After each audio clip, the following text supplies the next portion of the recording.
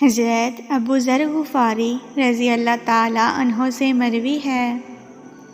انہوں نے فرمایا کہ مجھے میرے محبوب دوست صلی اللہ علیہ وسلم نے 7 باتوں کا خاص طور سے حکم فرمایا ہے۔ مجھے آپ نے حکم فرمایا ہے مساکین اور غرباء سے محبت رکھنے کا اور ان سے قریب رہنے کا، اور آپ نے حکم فرمایا ہے کہ دنیا میں ان لوگوں پر نظر رکھو جو مجھ سے نچلے درجے کے ہیں، یعنی جن کے پاس دنیاوی زندگی کا سامان مجھ سے بھی کم ہے، اور ان پر نظر نہ کرو جو مجھ سے اوپر کے درجہ کے ہیں، یعنی جن کو دنیاوی زندگی کا سامان مجھ سے زیادہ دیا گیا ہے۔ اور بعض دوسری حدیث میں ہے کہ ایسا کرنے سے بندہ میں صبر اور شکر کی صفت پیدا ہوتی ہے، اور یہ ظاہر بھی ہے۔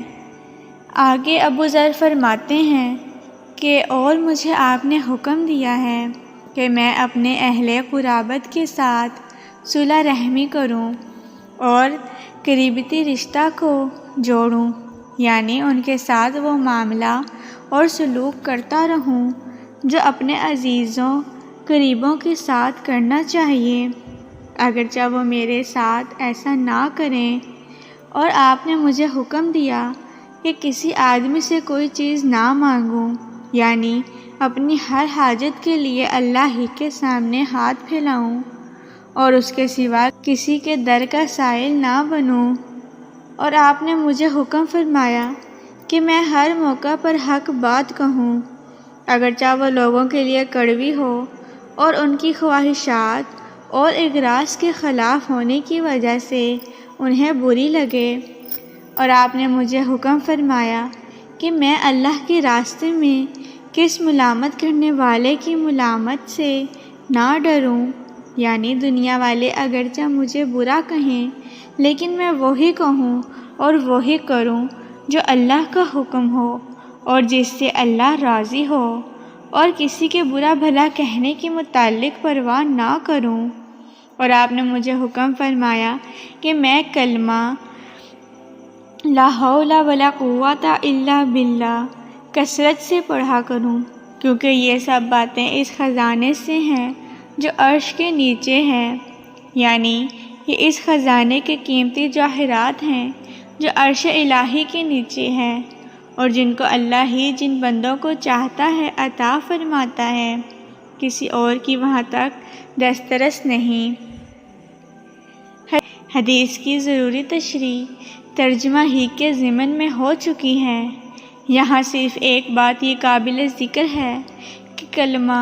لا حول ولا قوت الا باللہ، جس کی کثرت کی اس حدیث میں تاکید فرمائی گئی ہے، اس کی تشریح خود رسول اللہ صلی اللہ علیہ وسلم سے ایک حدیث میں یہ مروی ہے کہ گناہوں سے بچاؤ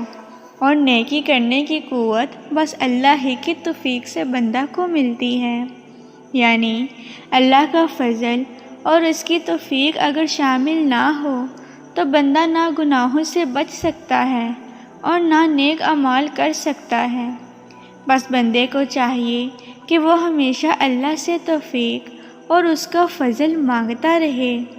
اور معصیات سے بچنا اور نیک اعمال کا کرنا اگر نصیب ہو تو اس کو اپنا کمال نہ سمجھے، بلکہ اللہ کا فضل و کرم جانے۔ واقعہ یہ ہے کہ یہ کلمہ جس کی حقیقت کو بیان کرتا ہے، اگر اس کے دھیان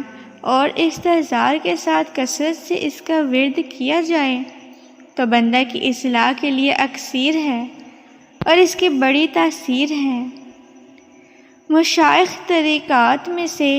خصوصیت کے ساتھ حضرات شاذلیہ طالبین و سالکین کو اس کلمہ کی کثرت کی زیادہ تلقین کرتے ہیں۔